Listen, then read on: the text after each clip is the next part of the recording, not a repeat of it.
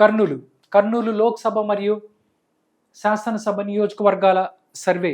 ఇక్కడ కూడా నార్మల్గా కర్నూలు కూడా వైఎస్ఆర్సీపీకి కంచుకోటగా అని చెప్పొచ్చు. ఎందుకంటే అక్కడ కాంగ్రెస్ పార్టీ వైఎస్ఆర్ కాంగ్రెస్ పార్టీకి లోక్సభలో కావచ్చు, పార్లమెంటులో ఎక్కువ ఓట్లు వచ్చాయి, ఎక్కువ స్థానాలు వచ్చాయి.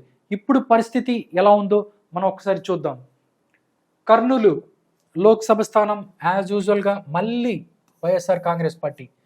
దాంతోపాటు శాసనసభ నియోజకవర్గాలను మనం ఒకసారి చూసినట్లయితే కర్నూలు, పత్తికొండ, కొడుమూరు ఇది ఎస్సీ నియోజకవర్గం, ఎమ్మినుగూరు, మంత్రాలయం, ఆదోని, ఆలూరు మొత్తం 7 అసెంబ్లీ నియోజకవర్గాలు మనం చూసుకున్నట్లయితే వైఎస్ఆర్ కాంగ్రెస్ పార్టీ పత్తికొండ, కోడుమూరు, దాంతోపాటు మంత్రాలయం, దాంతోపాటు ఆలూరు ఈ 4 నియోజకవర్గాలు ఏదైతే ఉన్నాయో 1, 2, 3, 4 ఈ 4 నియోజకవర్గాల్లో వైఎస్ఆర్ కాంగ్రెస్ పార్టీ కైవసం చేసుకోబోతుంది. మిగతాయి కర్నూలు ఇక్కడ హోరాహోరీ తప్పదు, ఎమ్మినుగూరు హోరాహోరీ తప్పదు, మంత్రాలయం హోరాహోరీ తప్పదు. ఇది కూడా నిజంగా నేను ఇందాక చెప్పినట్టు కర్నూలు కూడా నిజంగా వైఎస్ఆర్సీపీకి కంచుకోట.